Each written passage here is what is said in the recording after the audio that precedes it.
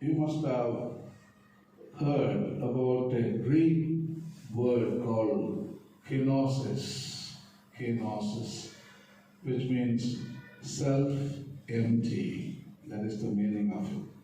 So that is the discourse we just read.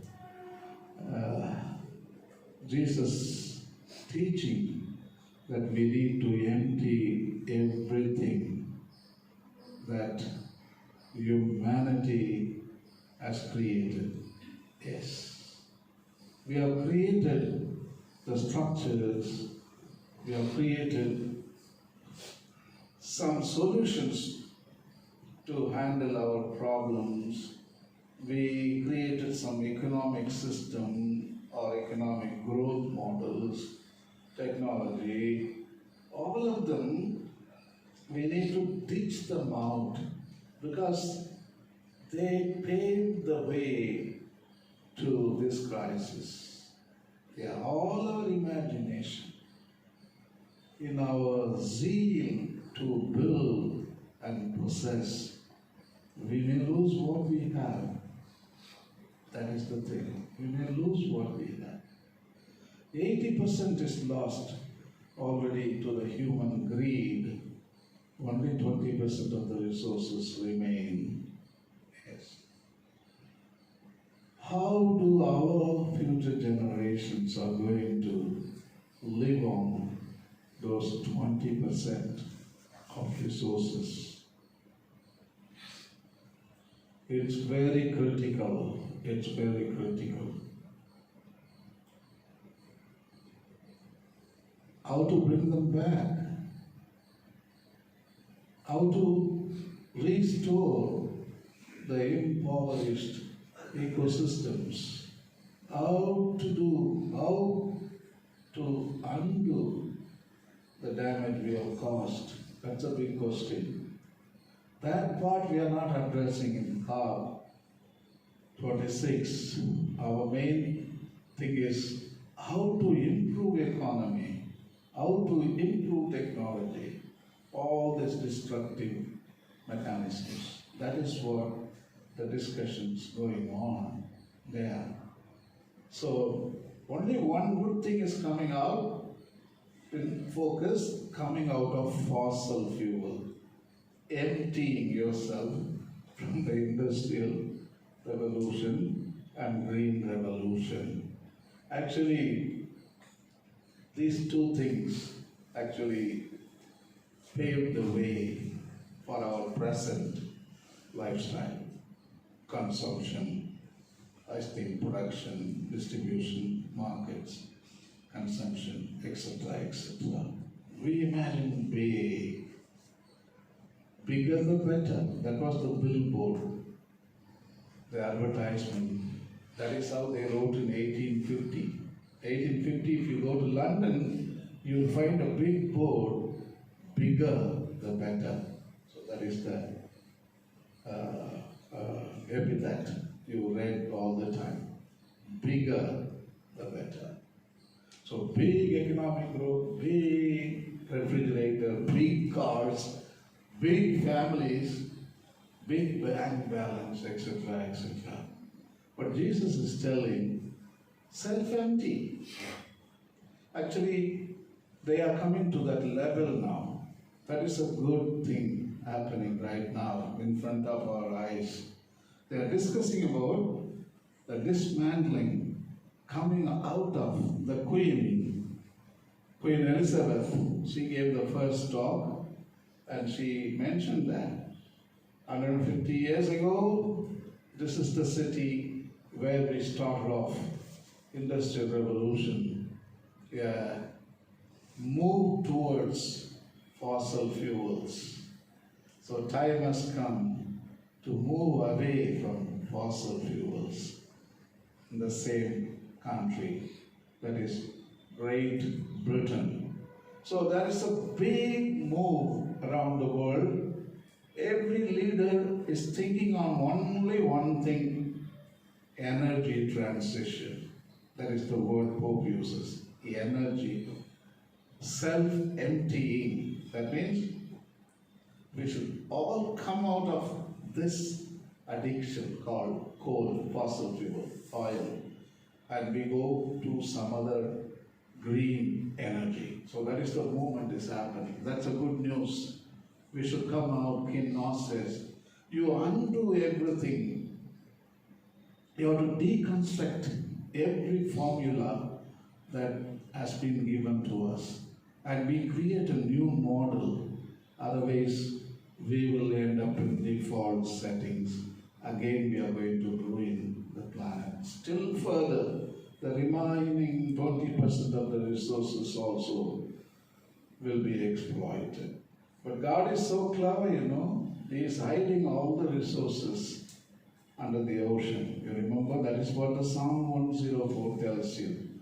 God is hiding the resources with a blanket of water. Water symbolizes blanket. He covers them for the future generations. So when all of us gone, the future generations, they have 100% resources. The Creator has kept them. You remember your mother when you were a small little kid? For Christmas is coming right now, within a month. So your mother makes nice cookies or adisam, palagara, and then she takes half of it and hides it from your eyes. You remember that? And you are looking for those palagara every day. Where did you keep it? You remember all those days. In the same way, God has put all the palagaras under the ocean. But unfortunately, even under the ocean, they drill and take those palagara. Yeah, that is the unfortunate event going on right now. But still, when we disappear from the planet, that land will come up. This land will go under the water. That is the new planet for the future generation. That is the wisdom of the Creator. So anyway, let us listen to Jesus today. Where can we find all the resources? We need resources to live, no? St. Paul is telling inside of each and every person. Even our ancestors, Vedas and Upanishads, they taught us that everything you need to live can be found inside of each and every person. Yes. Nothing is outside. Everything's within you. After all, many times we blame other people for our own misery. That is not true. He never caused trouble for you. You caused trouble for yourself. That is the truth. There are senior brothers here. They know better. They know better. The way you think, the way you perceive, the way you misinterpret things, that is the way you create your own demons, your own problems. Basically, everything, even including death, it is inside you. Outside, nothing happens. Nobody to be blamed here. Only you are to be blamed. So you create your own demons, but you can undo them by self-emptying. You can self-empty everything. When you self-empty all that you are doing right now, at last you are left with only one thing. Your own self. That is called soul. That is the teaching of our ancient China religion. You self-empty everything. Wealth, family, the father and mother. Actually, Jesus' teaching, renounce your father and mother, comes from Jain faith. So I don't know how Jesus knew, because Jain 600 years before Christ. So in that time there was exchange of philosophies and religions going on. So Jesus knew that. So he's teaching the same thing. Self-empty your family, leave them, at last to find only one thing, your own human soul. or human ecology. Whatever you needed, then your soul comes in focus and you know, oh, I have everything here.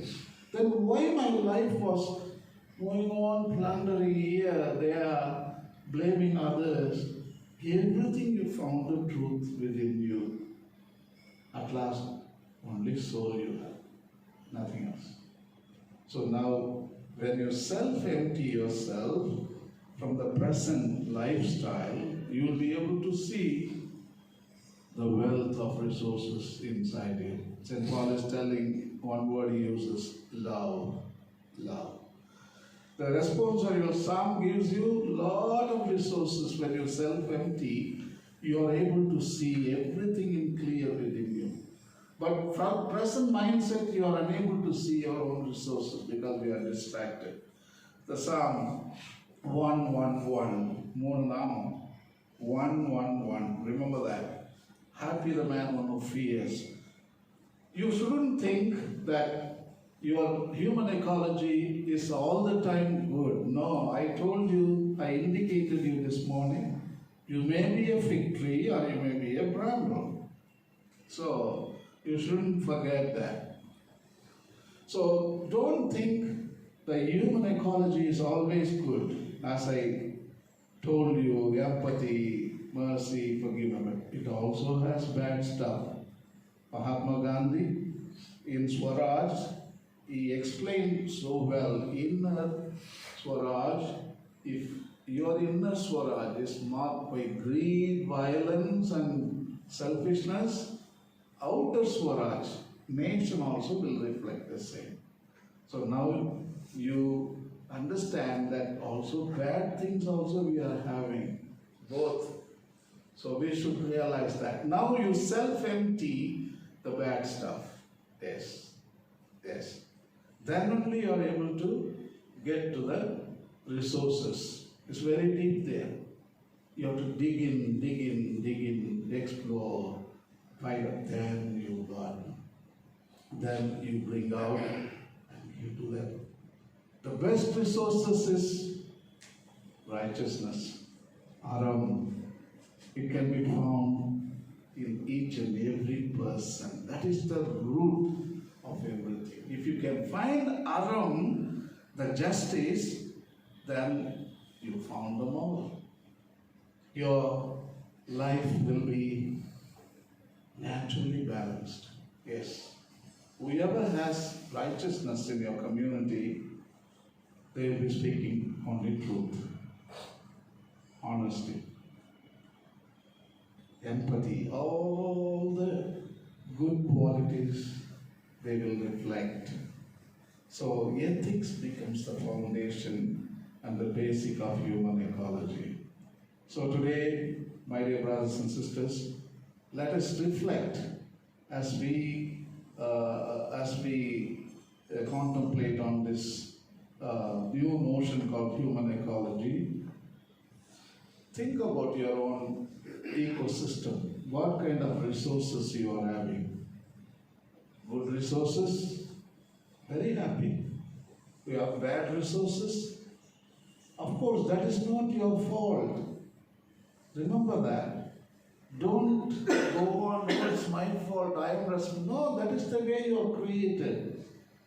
If you have inclination to greed, that is not your creation. You never wanted to be that way. That is the way you are created. So don't blame yourself for that.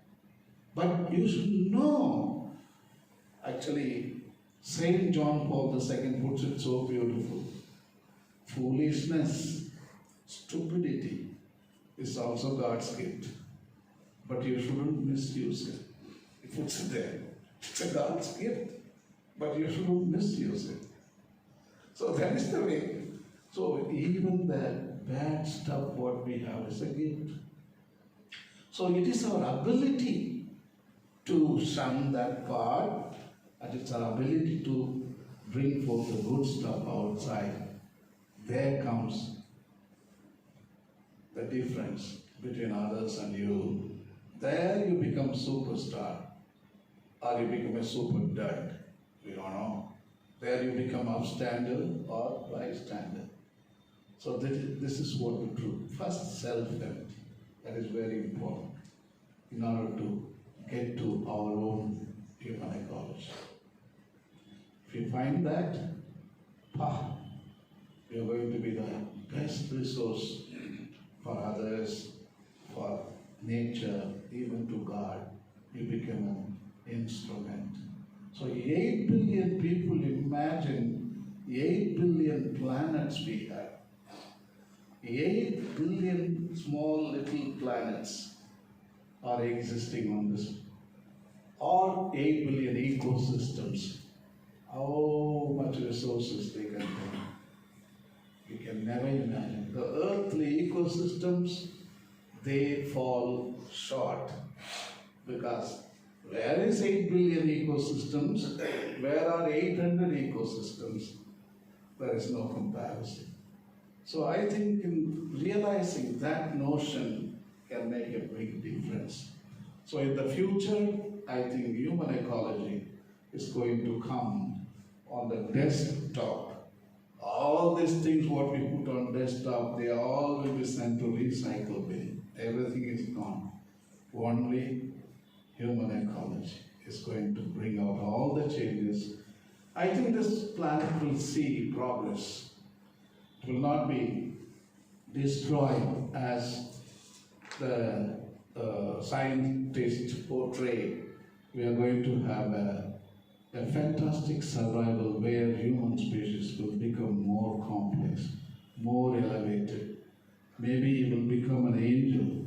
Maybe it will become the image of God. That is our hope.